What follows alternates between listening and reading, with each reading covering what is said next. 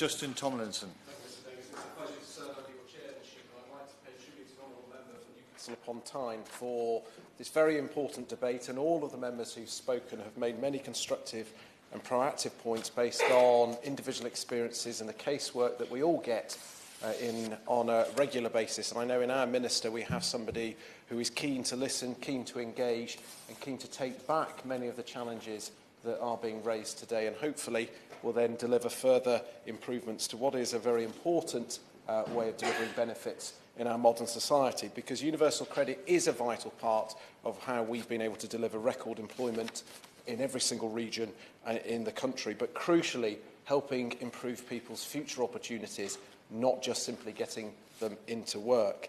The fundamental difference, and this helps with many of the challenges that have been raised, is that for the first time the claimant has an individual named work coach, somebody that they can turn to throughout the whole of the process where there are opportunities and challenges that come up. Somebody can help them navigate securing additional childcare, training, support, and evidence already shown has said that those on UC typically are able to spend 50% more time looking for work. And for every 100 people who found work under GSA, 113 have found work under universal credit. It's removed the dreadful 16-hour cliff edge under the old system that prevented people progressing towards full-time work, and it makes sure that work always pays better than benefits, supported both by those claimants and by the taxpayers.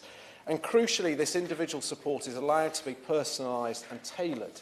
And I was interested to see what genuine difference this actually makes. So in the last month, I've been twice to visit the Swindon Job Centre to go and actually see how claimants are processing through the system and meeting the staff who, over the last 20 years, have navigated a huge amount of changes of governments of all different political parties and persuasions to see what was actually making a big difference. And in Swindon's case, we are an early adopter and we have been rolling out UC for quite some time. So I understand perhaps there is more experience than in some of the other areas where UC is only beginning to come.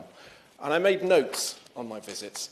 And the staff, and these are not people who will always give representatives of the government an easy ride, but they made it very clear to me that they saw UC as a cultural change. The morale of the staff had significantly improved as they were empowered to offer those personalised, tailored support for often which are the people furthest away from the jobs market. As we get close to structural full employment, the people seeking work do need that additional support, and we've empowered them to do it. In conjunction with the introduction of UC, the job centres are getting a refresh. Their layout is brighter, less cluttered.